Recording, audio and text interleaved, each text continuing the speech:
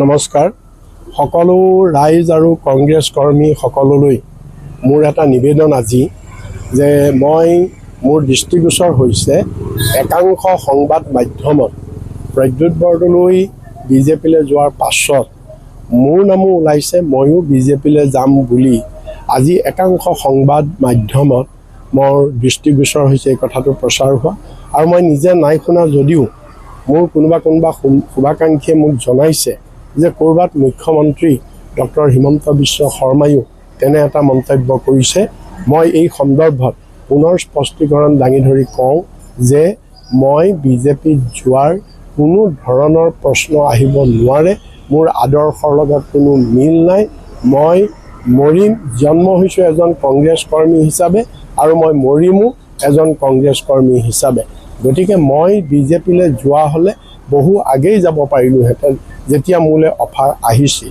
আৰু মই কোনোবাই প্ৰশ্ন কৰিব পাৰে মই তৃণমূল কংগ্ৰেছলৈ গৈছিলোঁ, মই কংগ্ৰেছৰ ওপৰত খং কৰি মোৰ যথেষ্ট খং আছিলে, আৱেগ আছিলে, মোক বিশ্বাসঘাতকতা কৰাৰ কাৰণে মোৰ একাংশ সতীৰ্থই, সেইকাৰণে মই খঙত তৃণমূললৈ গৈছিলোঁ। কিয় গৈছিলোঁ মই তৃণমূললৈ?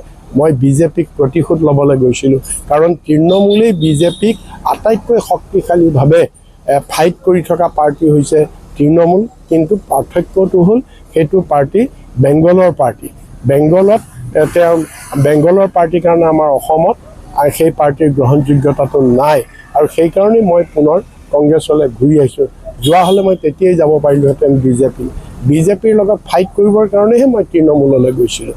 যি কি নহওক মই কংগ্ৰেছ কৰ্মী, সদায় কংগ্ৰেছ কৰ্মী হৈ থাকিম, মৰিমো কংগ্ৰেছ কৰ্মী হিচাপে। কোনো কংগ্ৰেছ কৰ্মীক, কোনো ৰাইজক এনেধৰণৰ ভুৱা ষড়যন্ত্ৰমূলক বাতৰিত প্ৰৰোচিত নহ'বৰ বাবে, বিভ্ৰান্ত নহ'বৰ বাবে মই আবেদন জনাইছোঁ। ধন্যবাদ। জয় আই অসম, জয় ভাৰতীয় জাতীয় কংগ্ৰেছ।